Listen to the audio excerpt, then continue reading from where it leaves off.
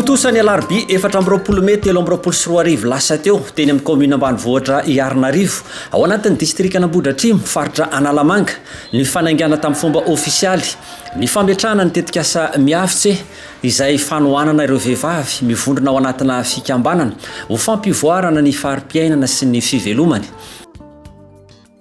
Ny DASP na ny fitaleovana misahana ny rara ara-tsosialy sy politika eo anivon'ny fiadidinan'ny Repoblika miara-miasa akaiky amin'ny tetikasa produire sy ireo ministera maro ka anisan'izany ny ministeran'ny fambolena sy ny fiompiana no miatsoroka amin'ny fanohanana ireo vehivavy miisa 2 ao anatin'ny commune Iarnarivo.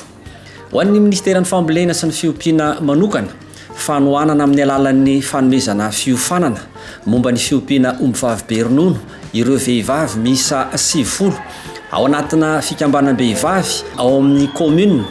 Teo ihany koa ny fanomezana tohana ara-pitaovana momba ny fiompiana ombivavy be ronono toy ny masimboly ville, brakariasy stylozantes mahatratra 500 kilao sy ny be aluminium fasina ronono miisa 9 ary so maromaro anaovana ny fampiarana. Ny ministeran'ny fambolena sy fiompiana dia fantatsika tsara fa miray dalana tanteraka amin'ny fitondram-panjakana amin'ny fanatanterahana ireo velorano 13 napetraky ny filoham-pirenena.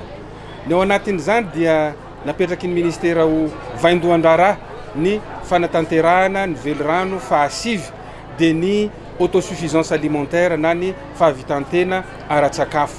Maro dia maro ny asa ataon'ny ministera ao anatin'izay zavatra fanatanterahana, asa fanatanterahana ny velorano fahasivy zay. Ao anatin'izay ny fambolena kanefa tsy afa-misaradalana ny fambolena sy ny fiompiana.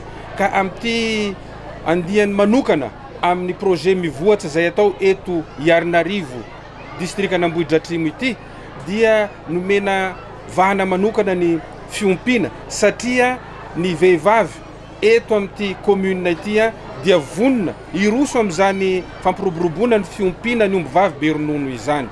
Misy ny projet zay napetraky ry zareo amin'izany ka tonga dia niraisy ny ministera an-tanana sahady ny fanatanterahana zareo sy ny fanohanana zareo amin'ny fanolorana ny tantsoroka amin'ny fanatanterahana zany projet izany. Dia ny anombohan'ny ministera azy dia ny fanomezana fampiofanana ho an'ireo fikambanam-behivavy izay misy 270 eto amin'ny commune Iarnarivo izay. Manaraka izay dia ny fanohanana an'izy ireo sahady amin'ny fanolorana ny reto anam-pamokarana ireto dia ny masomboly ho an'ny famokarana ville ho an'izany ombivavy be ronono zany ary ny fampitaovana an'ireo mpiompy amin'ny alalan'ny reto bidon fanangonana ronono reto sy ireto sio zay hitatsika ato reny reto ho fikirakirana an'izany ronono zany. Izany dia ao anatin'ny vinany filoham-pirenena amin'ny fampiakarana ny tany famokarany ronono sy ny fihinanany malagasy ronono. Commune miala 20 kilometra ny renivohitra ny commune Iarnarivo, mpamboly sy mpiompy ny akamaroan'ny olona. Tonga amin'ny fotoana ilana azy izao toana izao.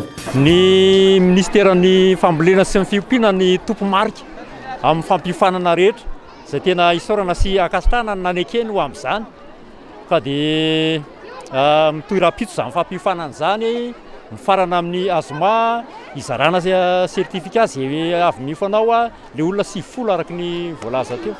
Ny mahazatra ny olona eto izany fiompiana omby gasy zay na omby misy ronono zay ny tena malaza azy dia tsy dia ahitana vokatra firy fa amin'ity tetikasa ity zany everina fa azo tombony be dia be satria novina vinaina azo ronono 17 000 litre isa-taona ka dia raha zany calculiny zany ampitondra fivoarana ho an'ny vehivavy zany ho an'ny commune ho an'ny firenena mihitsy.